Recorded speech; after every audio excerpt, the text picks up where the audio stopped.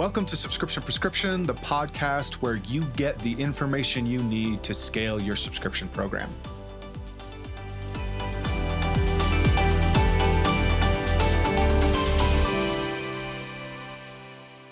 Hello and welcome to another dose of Subscription Prescription. This is the podcast where we help you figure out everything related to D2C subscriptions. I'm your host, Matthew Holman, and today we're going to be taking a little bit of a step back and looking at the state of the subscription industry.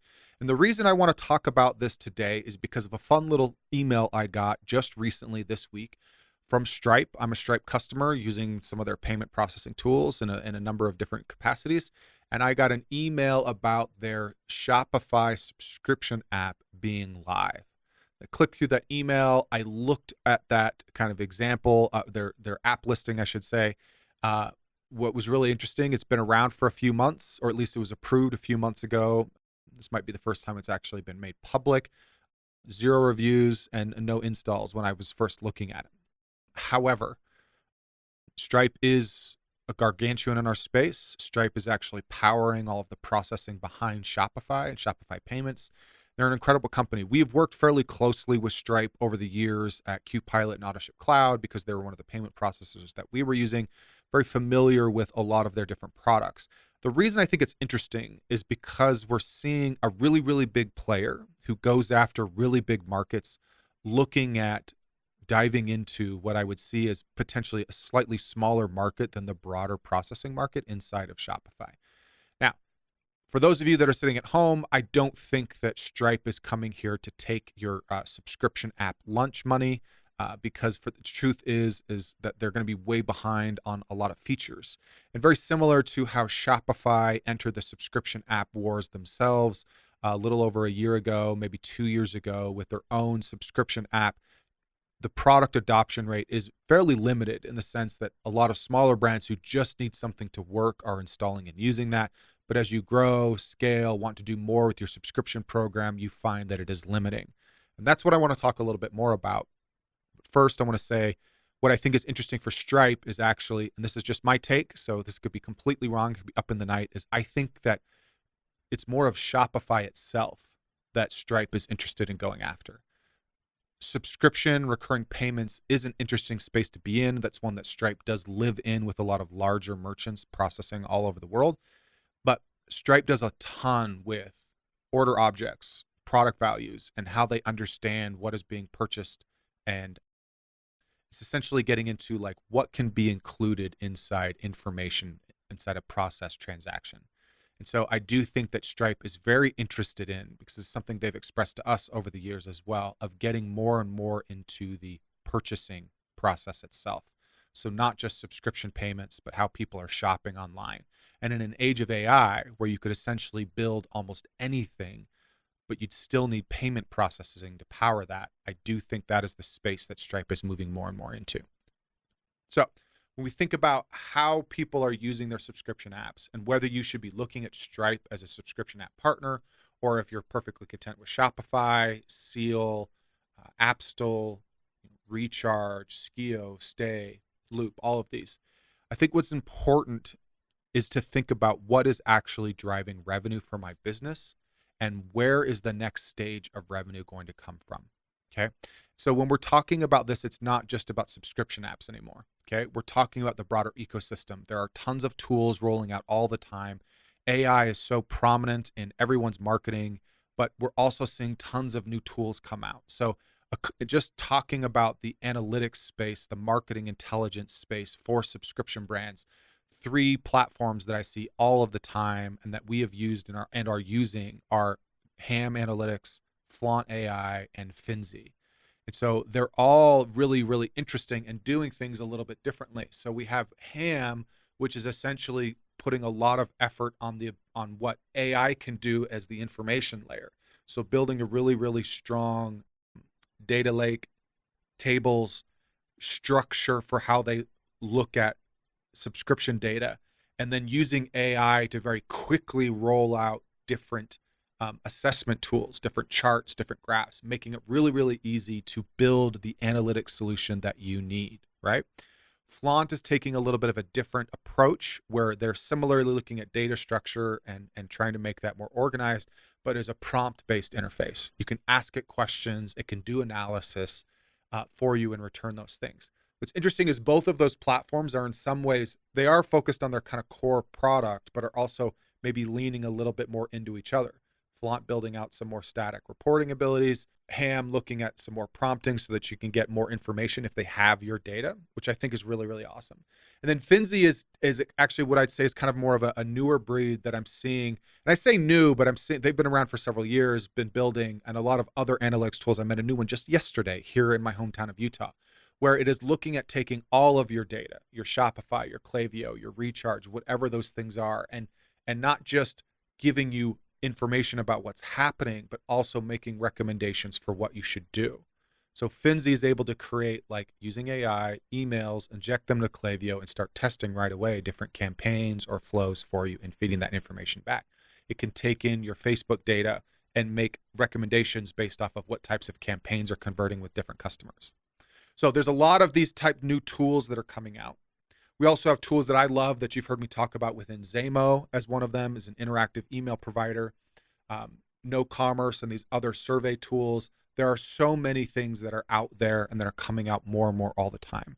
And then you're sitting there with your own subscription app as well. You're paying $10,000, $15,000, $20,000 or more in a bill if you're processing a lot to these different subscription apps. How do you know what tools to be using and what you should be focusing on? So for me, when we're thinking about this, when we're evaluating this with clients, when I'm advising companies and brands, I want to point out table stakes things first. And that is, it's really easy to get caught up in one issue on a software that is bugging you and lose sight of that one thing for the entire forest.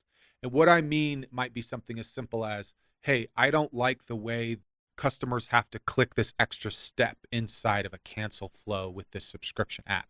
Whereas this one, that step isn't there, or I have a little bit more control over that step itself, okay?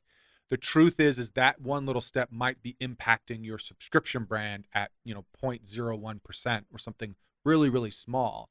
It could even maybe be impacting 1% of your subscribers. But we look at the entire whole of the program and how expensive it is to migrate and implement new features and get things up and going. I always like to caution that replatforming is probably not your best choice to start at right now. It would actually be looking at how you're utilizing the full feature set of that program. We've done lots of teardowns and breakdowns and feature comparisons over subscription apps over the years. We're going to continue to do that. Actually, I'm looking at bringing on some of the subscription app founders on the show to talk to them. For a long time, we haven't brought them on because I don't want to turn this into necessarily a promotion show for all of them, but they're all incredibly smart in building in this space and all have slightly different perspectives. And I think it's important to hear from a lot of those. But so when we're evaluating our subscription app and our subscription tech stack, we really need to be focusing on a few things, and not all of those touch the subscription app itself. And the first is how you're acquiring your subscribers, right? This is your offer strategy. This is what you're showing to people on your website, okay?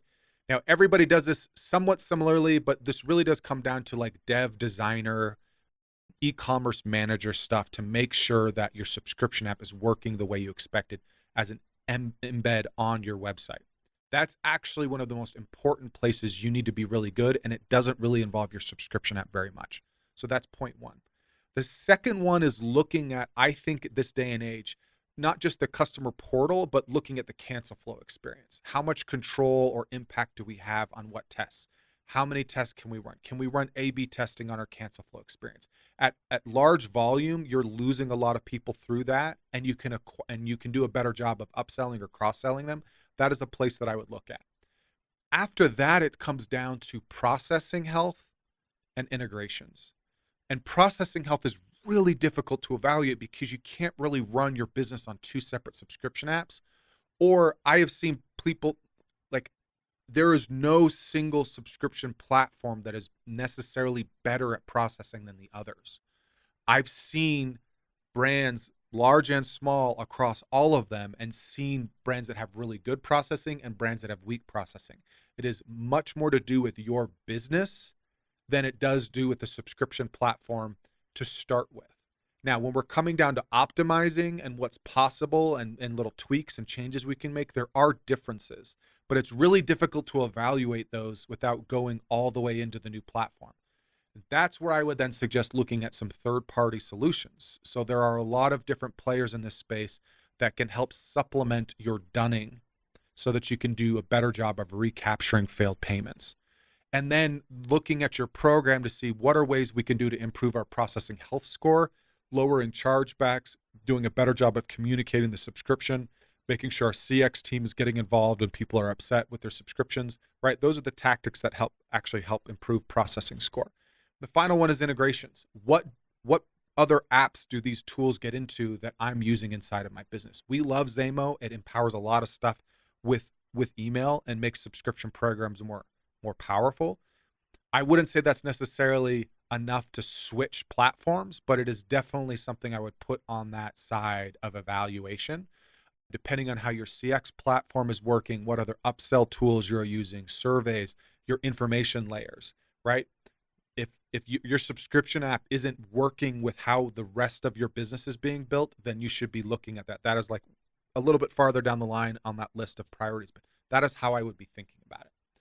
So when we're thinking again about the state of subscriptions, it's really about focusing on the points of impact within your program. We have a lot of past content. We talk about these small wins, things you should be chasing or going after.